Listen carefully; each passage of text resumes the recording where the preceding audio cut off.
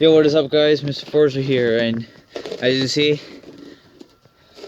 it's cold and snowy out. This is the most snow and most stormy weather we've got for snow so far. I mean, normally the barn's not covered in snow in here. Normally it don't blow, but there's snow all in here.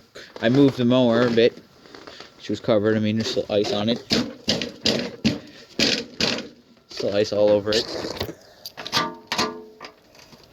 But I haven't started the Craftsman in a little bit, since she's still broken, but we'll give her a shot, see if she'll start.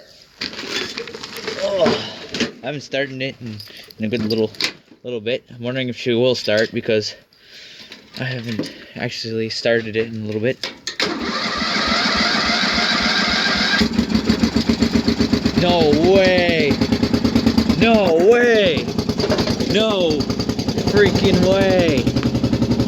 I can't believe she started. It's cold. That's my breath. See it. Melting off the ice. Cold. High RPM.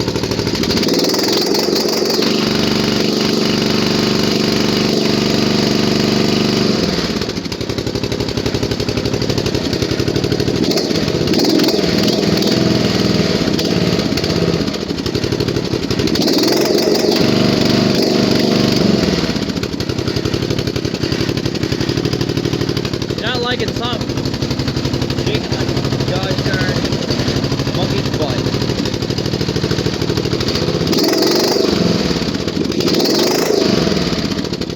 Squeaking like heck. I'm surprised this thing started. It's so cold. It's like a -11 or out. So cold. But yeah, I'll be swapping in the new rear end soon. So that means pulley swap, but I'm gonna have to make a new shifter because the pulley hits the shifter, because I already checked it out. So I'm gonna make a new shifter for it and get a belt for it.